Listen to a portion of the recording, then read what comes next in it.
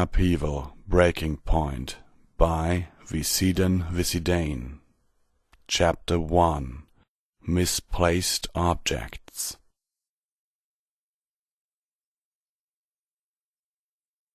Come along, Spike. I'm sensing more gems over there.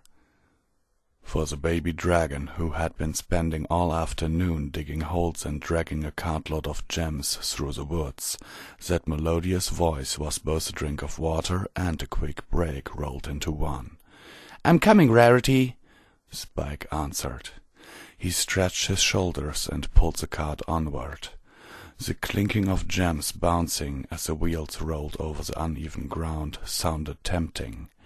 His mouth watered at the mere thought of the fine meal just behind him, but he didn't dare touch a single bauble. Rarity was making a dress for another big pony who wanted to look like dragon bait, and he had the honor of contributing a few hours of mostly unpaid, back-breaking labor towards that goal. He approached the clearing where Rarity was waiting for him. Right here, Spike, Rarity said. It's a large cluster this time. One large cluster of gems coming right up, Spike replied. He tore through the soft ground with practiced ease. One shallow hole later, a cage of finely cut gems sparkled in the sunlight. Excellent, Rarity said. This should be more than enough. Thank you again for helping me. No problem, Rarity, Spike answered. He was beaming as he loaded the gems onto the cart. Mostly unpaid, he had thought earlier, but the appreciation of the most beautiful pony in Equestria and the gem from the pile were more than enough payment for all his hard work. May I add that it's always my pleasure to be able to— Rarity? Spike looked up at her. Her horn was glowing, a sign that she had detected another cluster of gems nearby. Instead of running off to where the gems were, she just stood there with a puzzled look on her face. "Rarity, are you all right?" he asked her. When she didn't reply, he reached up and tapped her with a claw. Startled, she gasped and then looked at him. "What's wrong? Is it another cluster of gems?" Rarity looked puzzled, dazed. After a moment of silence, she replied, "Yes and no. I'm sensing something, but I don't know. I've never picked up anything like this with my magic. These aren't just some gems." Not sure of what he should make of her comments, Spike shrugged. "Well, it must be a really special bunch of gems. We should get them. They taste real good. I mean, they might really look good on a dress." "You're right," Rarity answered. "This could be the dress to put my star at the center of the fashion world." She galloped deeper into the woods. "Hurry, Spike, this way!" she called out. "Hey, wait!" Spike called after her. "This cart is heavy, you know." They were deep into the woods by the time Spike had caught up with Rarity. When he did, he found her staring at a small cave entrance by an outcropping of rock. Her horn was still glowing as she looked forlornly at the hole. "Ugh, I hate caves," she said. "And this one looks like a tight fit. I'll be covered in dirt if I crawl through that." "Never fear, Spike is here," Spike announced. Here was yet another chance for him to show off. The entrance should be just the right size for him. "Oh, would you, Spike? The gems are just inside that cave. If you could go in and get them, I'd be so grateful." With a nod, Spike hurried inside, lest his swelling ego got him stuck halfway through the opening. To his relief, the cave was actually much bigger past the entrance. He realized that the entrance had been partially blocked by a pile of rocks, likely from a cave-in. He looked around. The gems should be nearby. He sincerely hoped that they didn't happen to be a part of another dragon's pile. He wasn't going to touch another one of those ever. "Spike," Rarity called from outside. "Did you find them yet?" Spike looked around some more. The cave was nothing more than a single chamber, with a ceiling just high enough to fit a pony, and with enough space to fit 4 without squeezing. The uneven stone floor felt damp under his feet. The only light source in the cave came from the entrance, making it difficult to get a good look at anything. The cluster of gems should just be around. There! In the corner of the cave was a single, dimly glowing turquoise sphere that was the size of a large apple. From a distance it looked perfectly smooth and facetless. He hurried over to get it. That beauty would surely get him a lot of points with rarity, maybe even a kiss. His foot caught against something, sending him falling face first to the floor. He stood up, rubbed his aching nose, and looked at what had tripped him up. It appeared to be a white piece of wood, perhaps a tree root or something. He looked at the thing closer and then screamed. "Spike!" Rarity called from the entrance. "Are you all right in there?" Spike edged away from what had tripped him. It wasn't a tree root at all. It was a bone. The foreleg of a pony skeleton splayed across the cave's floor. The bones were clean and dry. They must have been there for ages. The skeleton was still wearing the ragged remains of what clothing it had in life. What had happened here? Was this a tomb? Spike shook his head. The skeleton didn't look like it was placed neatly here. From the way it was positioned, it looked like some poor pony had crawled into this cave a long time ago and then died. A chill crawled up Spike's spine as he continued to stare at the pony's remains. For a moment he was frozen in place, unsure of what to do. "Spike!" Rarity called out again. Spike forced himself to look away from the skeleton. He went over to the gem and grabbed it. At once he shuddered at the feel of the stone in his claw. It was perfectly smooth, as he had expected. It was also warm to touch, and made his scales tingly. Regardless, he left the cave and presented the gem to Rarity. "Oh my!" Rarity gasped.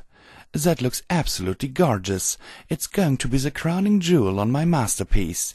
Wait, imagine it on a tiara, or on a scepter." She reached out to touch the sphere. Upon touching it, however, her excitement changed to puzzled wonder. "It's warm," she remarked. "Weird, huh?" Spike asked. "Not just warm, it's magical. Can you feel it? It's positively humming. What was in that cave, Spike?" "Well, there was a skeleton and—" "A skeleton? Why didn't you tell me? This thing could be cursed." "Not with the curses again," Spike groaned. "I thought you'd like it." "And I do," Rarity answered. "But I know. Why don't you have Twilight have examined it first? She might know what it is. If it's safe, you can bring it to me." "Well, that's true," Spike said. "Twilight would have an idea what this is." The sphere continued to glow a soft turquoise as the two made their way back. "Spike, I have no idea what this is." Twilight Sparkle held the sphere up with her telekinesis, staring at it with fascination as it caught the light in her house. The gem was definitely magical. It hummed softly the moment she picked it up with magic. Having it near her made her feel tingly all over, especially around her horn. She set it down on a table and then levitated several books from their shelves. "Look up magical artifacts," she said. "Maybe we can find a reference." Spike was already flipping through the pages of the book. He seldom felt a lot of enthusiasm for any of Twilight's research endeavors, but the sooner he could confirm that the sphere was flashy but harmless, the sooner he could give it to Rarity. He took note of where the gift wrapping was stored in the house. He was probably going to need some soon. To his disappointment, nothing in the book even remotely resembled the gem. "See anything?" he asked. "No," Twilight answered in a disappointed tone. She set down Arcane Gems and picked up another book. "What else did you see in that cave?" "Nothing else, just a skeleton and that thing." "No clothes or other items?" "Just some rags from whatever it was wearing. It looked like it's been there for a long, long time." "What did the rags look like?" Rags? I mean the color or patterns. Something that might clue us in on who or what that pony was." Spike scratched his head. "I don't remember," he said. "Now that you mention it, I did leave that cave pretty quickly. I might have missed some stuff." Well, it's settled then. Tomorrow we are going to that cave and giving it a thorough search. We should also give that poor pony a proper burial. I don't know, Twilight. Maybe we should leave it alone. There's something really scary about that place. While I was in there I felt like you shouldn't be there? Twilight suggested. No, like it shouldn't be there. It was like I was just minding my own business here at home, and then some stranger just walked in without saying anything. Twilight's brows furrowed. That's weird, she thought out loud. But also more reason to check it out. If we don't find anything, I think we should visit Canterlot to use the library there. It might even be necessary to ask Princess Celestia about this thing. If you say so, Twilight, Spike said with a yawn. I'm going to bed. Dragging that cart around is hard work. Good night, Spike, Twilight said. She set another book aside and looked around sleepily. She gave the sphere on her desk one last look before heading to her bed. The next day Spike found himself wandering the woods once more. He wasn't looking for gems this time, and it wasn't a rarity he was walking with. Both facts contributed to the reason why there wasn't a lot of spring in his step, despite not having to drag a load of gems behind him. He wasn't exactly thrilled to see the skeleton again either. "Are you sure that it's this way, Spike?" Twilight asked from behind him. She was carrying a bag holding a few books that she felt might help, and the strange gem. "Yes, I'm sure," Spike snapped. It was the third time that Twilight had asked him that question, and it had grated on him the first time. "It's just that we've been walking for a long time now, and I think we just went in a circle," Twilight said gently. "It's around here somewhere," Spike said. "I remember going this way. There's that stand of trees and those bushes, and—" His eyes narrowed. The landmarks were all there. The cave should be nearby. He looked around more carefully until his eyes finally landed on a particularly rocky spot. "There it is!" he exclaimed. The two of them hurried over to the spot. "I don't see any cave, Spike," Twilight said. "It should be around here," Spike said in frustration. "A hole doesn't just get up and walk away. Here it is. No wonder it was so hard to find. It's gotten smaller." "Smaller?" Twilight asked. "How?" "Looks like some of the rocks fell over and blocked even more of it. It's going to be a tight squeeze, even for me," Spike said. "Don't worry about it. You said that the cave is big enough inside, right?" "Yeah, you should fit in easily." "All right, I'll just teleport in while you squeeze through." "Gotcha!" Twilight's eyes narrowed in concentration, her horn glowing as it gathered magical energy. Spike was about to squeeze into the hole when an unfamiliar buzz made him pause. That wasn't the sound he normally associated with Twilight's teleportations. He looked behind him and saw the crackling aura of blue-white magical energy surrounding her. "Twilight, what are you doing?" he asked in alarm. "I don't know," Twilight cried out. "I just cast a teleportation spell." "The gem!" Spike yelled. "It's a gem! Get rid of it!" Sure enough, the aura was emanating from Twilight's bag. Before she could reach for it, another surge of magical energy exploded from her. The force hurled Spike against the outcropping of rock as it enveloped her as quickly as it had emerged. There was a loud hum and a flash of light. After that, everything fell silent. And Twilight Sparkle had disappeared. "Twilight?" Spike asked as he looked around. He scrambled into the cave in case she had indeed teleported there.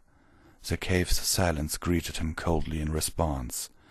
He looked around even more, climbing up the outcropping to get a better view. He didn't see any pony.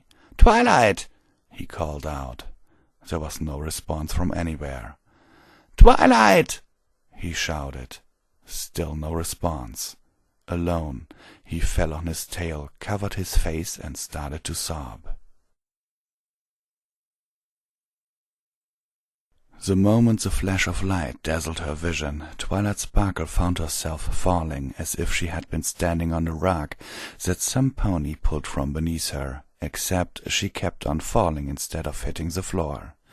She recognized the feeling as that of a teleportation spell, a badly miscast, out-of-control teleportation spell.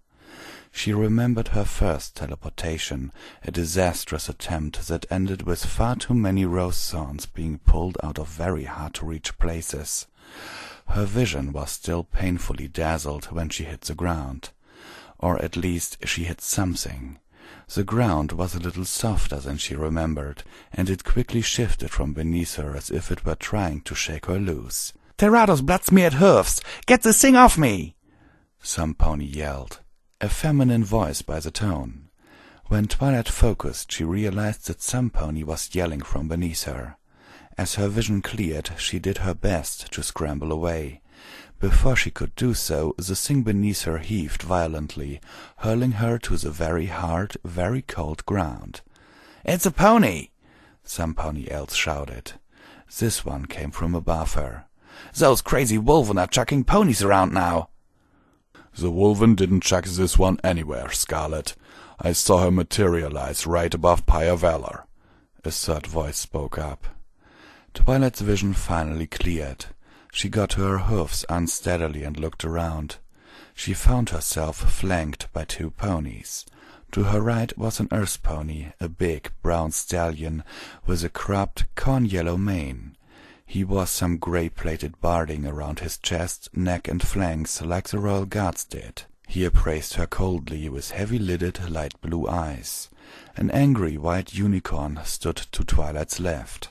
Her wild black mass of a mane covered her head and shoulders, spilling across a thickly padded coat that protected most of her neck and torso. Twilight heard the flapping of wings above her and guessed that there was a Pegasus hovering there.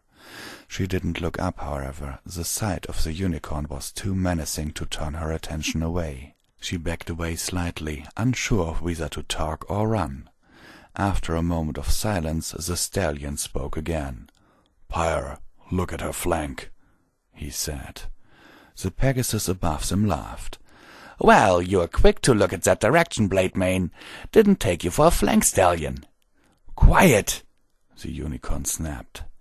She looked at Twilight carefully, her eyebrows furrowing deeper when her brown eyes focused on Twilight's cutie mark. Her nostrils flared as she recognized it. "Chosen!" she snarled. "Blademane! Wait, what?" Twilight cried out. Before she could move, the brown stallion charged, knocking her over. She struck the ground, side first. Before she could recover, he pinned her in place with his heavy, metal-shod front hoofs. "If I see that horn glow, you'll be pulling pieces of it from where the sun doesn't shine, Chosen," he said, his baritone voice menacing. "What's going on?" Twilight groaned weakly. The stallion's weight on her shoulders was crushingly heavy. "Who are you, ponies?" The unicorn walked over and slammed a hoof against Twilight's face. The vision in her left eye went black for a few seconds, followed by a searing pain that quickly turned into a swelling numbness. Tears sprang from her eyes as she tasted something metallic. "You'll speak when spoken to, Chosen," the unicorn hissed. "And we'll be the ones to ask the questions." "Can I skin her flank before we kill her?" the Pegasus asked. "That star symbol thing would look fetching on my barding." "No pony is skinning any pony," said a hoarse voice from behind Twilight. On reflex she tried to look, but she was still pinned to the ground. "Let her up, Blademane." Twilight felt the crushing pressure ease. She tried to get up, but only managed to struggle to knees. Blademane walked over to stand with the irate unicorn. On instinct, she turned her gaze towards the newcomer. Against the unicorn's enraged hostility, the Earth pony's cold brutality, and Pegasus' casual threats, the newcomer seemed to offer some refuge. To her surprise, she found herself looking at a walking, pony-shaped mass of black metal. She had seen barding before on Princess Celestia's royal guard, but even those stern, golden-barded ponies were skimpily clothed compared to this pony. Only the eyes, nostrils, and mouth served as signs that there was something alive under all that metal. Even his legs were hidden by a cloth covering, a caparison she recalled from a book somewhere. She guessed that he was a grey earth pony. From his tail she could tell that he also had curly, black hair. He was a little smaller than the brown stallion who had been pinning her, but his presence made him tower over all of them. The unicorn stepped forward, her face a worrying mixture of protest and resignation. "Captain, she's a chosen! Look at her flank!" The heavily armored pony answered in a deep, growling tone. He sounded more like a wolf than a pony to Twilight. "I can see the big elaborate star on her flank, Vice Captain. The last time I checked, the wolven hadn't gouged my eyes out." "The captain's a flank stallion too," the Pegasus above them crowed. "Oh, day of revelations!" Her protest ignored, the unicorn focused her angry stare above them instead. The black-armored pony turned his attention on Twilight, who quivered a little under the intense stare. "You've broken some of your Princess Celestia's very important laws to go where you shouldn't be, Chosen," he said softly. "I hope for your sake that you can bear the consequences."